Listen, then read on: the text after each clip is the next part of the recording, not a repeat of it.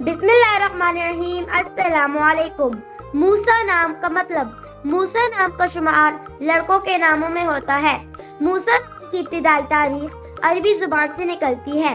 موسیٰ نام کے افراد کے لیے خوش قسمت نمبر 8 مانا جاتا ہے۔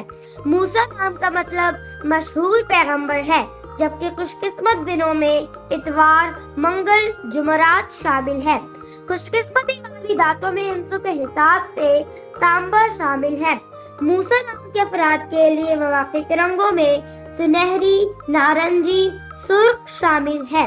موسیٰ نام کے افراد کے لیے موافق پتھروں میں سبز قیمتی پتھر شامل ہے۔